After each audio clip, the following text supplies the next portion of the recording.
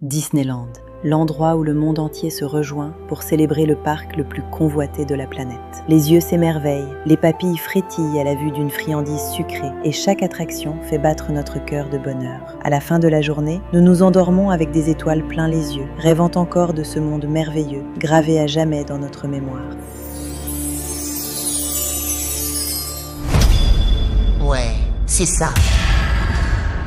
Tout empire repose sur un traumatisme. Avant Mickey, il y avait Oswald le lapin chanceux. Mais en 1928, Walt Disney se fait lâchement voler les droits de sa création par son distributeur. Ce jour-là, l'homme idéaliste meurt pour laisser place à un prédateur obsédé par le contrôle total. Mickey n'est pas né d'un rêve, mais d'une vengeance. Pour s'assurer que son empire ne s'effondre jamais, Disney a appris à marquer les esprits, littéralement. Des messages subliminaux sont glissés dans l'ombre des classiques de notre enfance. Des symboles que vos yeux ne voient pas, mais que votre inconscient enregistre. Pourquoi une telle obsession pour le contrôle mental ? Mais la vraie face sombre est physique. Sous la poussière d'étoiles de Disney World s'étend un labyrinthe de béton, les Utilidors, une cité souterraine de 3 hectares où la magie n'existe pas. C'est là, dans cette logistique froide, que les personnages enlèvent leur tête et que la réalité brute opère, loin du regard des touristes éblouis. Et au sommet de cette structure, le point de rendez-vous de l'élite, le Club 33, un cercle occulte dont le nom rappelle étrangement le 33e degré de la franc-maçonnerie.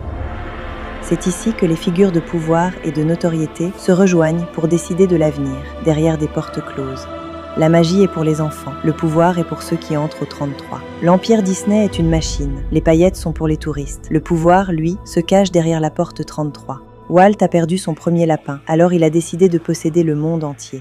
Walt Disney n'a pas seulement créé des dessins animés, il a créé un bouclier. Après avoir été trahi par Charles Mintz, il a compris que la vérité est une illusion et que le monde est un champ de bataille. Ce que Walt insérait, c'était une forme de programmation mentale. S'il a glissé des symboles, c'était pour marquer son territoire dans l'esprit des gens. Un message subliminal qui dit « Ceci m'appartient et personne ne me le volera plus jamais ». Les messages ne sont pas là pour pervertir, mais pour dominer. C'est la revanche d'un créateur qui a décidé que, puisque l'homme est un loup pour l'homme, comme Mintz l'a été pour lui, il devait devenir le maître des esprits par l'image. Le Club 33 et les sous-sols, Utilidors, ne sont que la suite logique. C'est un bunker psychologique et physique pour protéger ses secrets des traîtres potentiels. Car pendant que la magie émerveille les visiteurs, les véritables Manitou restent dans l'ombre. Derrière les images et les décors, se cachent des lieux que personne ne voit. Leur terrain secret. Bienvenue dans l'envers du décor.